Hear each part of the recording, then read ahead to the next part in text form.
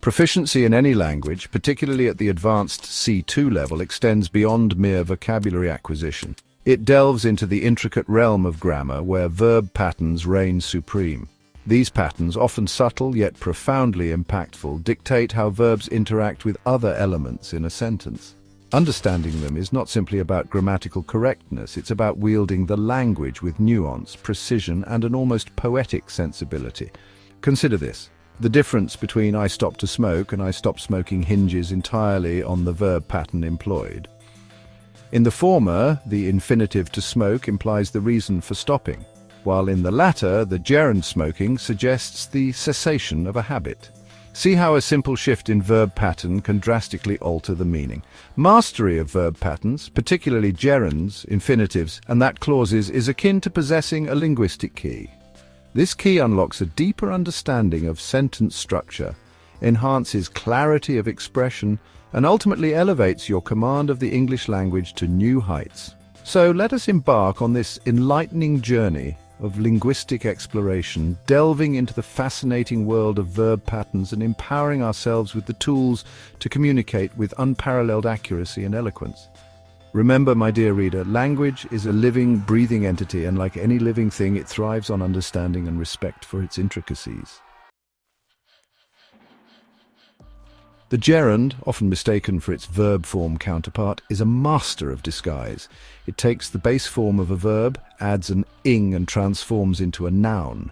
Don't be fooled by its appearance.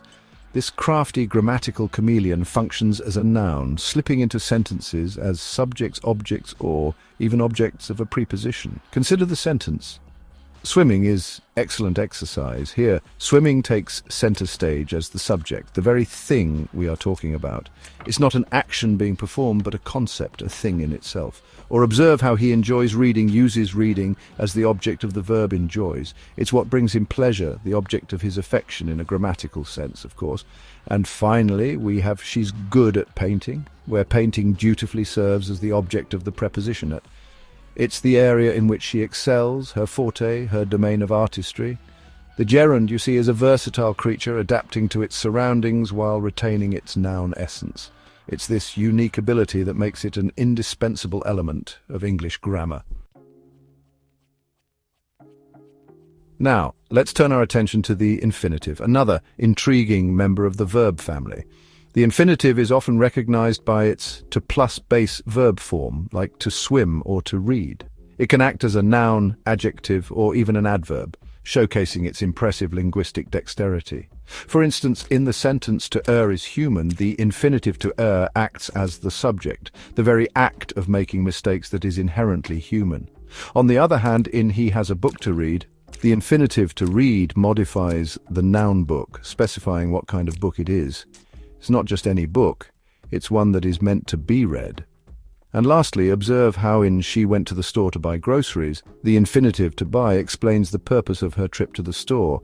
It modifies the verb went, revealing her intention. The infinitive, much like the gerund, exhibits remarkable flexibility, seamlessly integrating itself into various grammatical roles.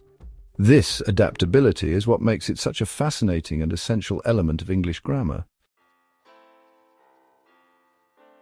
Section 4. Mastering gerunds and infinitives, a verb's perspective. But the plot thickens.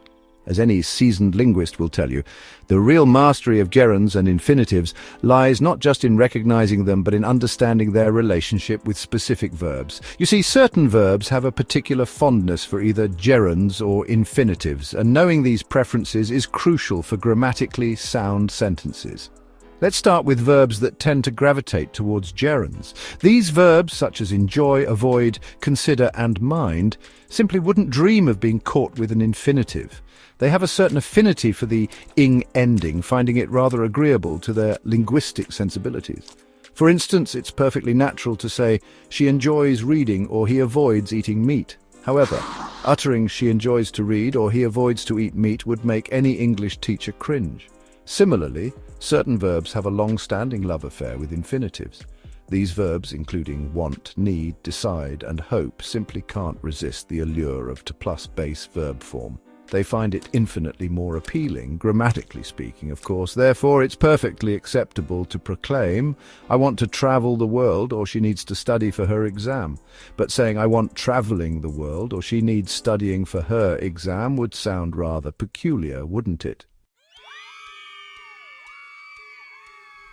Section 5. Beyond the infinitive, to or not to.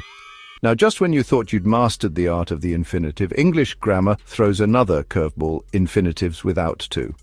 This grammatical quirk might seem like a rebellious act, but in reality it's simply another example of the language's fascinating flexibility. Certain verbs, often those related to sensory perception or making someone do something, prefer their infinitives naked, so to speak. These verbs, such as see, hear, make, and let, are perfectly content without the formality of to. For instance, it's grammatically correct and natural to say, I saw him leave, or she made me laugh. Adding to, in these cases, I saw him to leave, or she made me to laugh, would sound incredibly awkward and incorrect. This omission of to also occurs after certain auxiliary verbs, such as can, could, may, might, will, and would.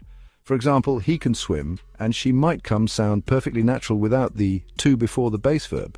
So there you have it. A glimpse into the fascinating world of infinitives without to. It's a testament to the dynamic nature of English grammar, constantly evolving yet always governed by certain rules and patterns.